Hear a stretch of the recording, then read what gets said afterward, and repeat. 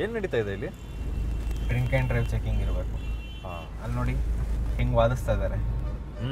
ಹೌದು, ತಪ್ಪು. ಅವ್ರು ನಮ್ಮ ಸುರಕ್ಷತೆಗೆ ಇದನ್ನೆಲ್ಲ ಮಾಡ್ತಾ ಇದ್ದಾರೆ. ನಾವು ಸಹಕರಿಸಬೇಕು. ಒಂದು ಪಕ್ಷ ನಾನು ಸಿಗಾಕೊಂಡ್ರೆ ಆಲ್ಕೋಮೀಟರ್ಲಿ ರೆಡ್ ಬಲ್ಬ್ ಬ್ಲಿಂಕ್ ಆದರೆ ನಿಮ್ಮ ಬಾಡಿಲಿರೋ ರಕ್ತದಲ್ಲಿ ಶೇಕಡ ಎಷ್ಟು ಪರ್ಸೆಂಟೇಜ್ ಆಲ್ಕೋಹಾಲ್ ಇದೆ ಅಂತ ಚೆಕ್ ಮಾಡೋದಕ್ಕೋಸ್ಕರ ಹೊಸ ಸ್ಟ್ರಾನ ಉಪಯೋಗಿಸ್ತಾರೆ. ಇನ್ ಕೇಸ್ ಪ್ರತಿ 100 ml 40 ಮಿಲಿಗ್ರಾಮ್ ಅಥವಾ ಅದಕ್ಕಿಂತ ಹೆಚ್ಚು ಆಲ್ಕೋಹಾಲ್ ಕಂಟೆಂಟ್ ಇದ್ದರೆ ನಿಮ್ಮ ಮೇಲೆ ಕೇಸ್ ಬುಕ್ ಮಾಡ್ತಾರೆ. ಫೈನ್ ಇಲ್ಲೇ ಕಟ್ಬೋದಾ?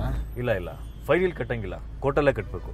ಆಮೇಲೆ ನೀವು ಗಾಡಿ ಒರಿಜಿನಲ್ RC ಮತ್ತು DLನ ಕೊಟ್ಟು ನಿಮ್ಮ ಜೊತೆಲಿ ವ್ಯಾಲಿಡ್ DL ಇರೋಂಥ ವ್ಯಕ್ತಿ ಇದ್ದರೆ ನಿಮ್ಮ ಗಾಡಿನ ಬಿಡಿಸ್ಕೊಂಡು ಹೋಗ್ಬೋದು. ಒಂದು ಪಕ್ಷ ನನ್ನ ಹತ್ರ ಒರಿಜಿನಲ್ ಡಾಕ್ಯುಮೆಂಟ್ಸೇ ಇಲ್ಲ, ಅವಾಗ ನಿಮ್ಮ ಗಾಡಿನ ಸೀಸ್ ಮಾಡ್ತಾರೆ. ಮತ್ತೆ ನಿಮ್ಮ ಗಾಡಿನ ಬಿಡಿಸ್ಕೋಬೇಕು ಅಂದರೆ ನಿಮ್ಮ ಗಾಡಿ ಒರಿಜಿನಲ್ RC ಮತ್ತು DLನ ಕೊಡಬೇಕು. ಕೋರ್ಟಲ್ಲಿ ಫೈನ್ ಕೊಟ್ಟು ನಿಮ್ಮ ಒರಿಜಿನಲ್ ಡಾಕ್ಯುಮೆಂಟ್ಸ್ನ ವಾಪಸ್ ತಗೋಬೋದು. ನಿಮ್ಮ DLನ ಸಸ್ಪೆನ್ಷನಲ್ಲಿ ಇಡ್ತಾರೆ. ಸರ್ ಒಂದ್ಸರಿ ಓದಿ ಸರ್.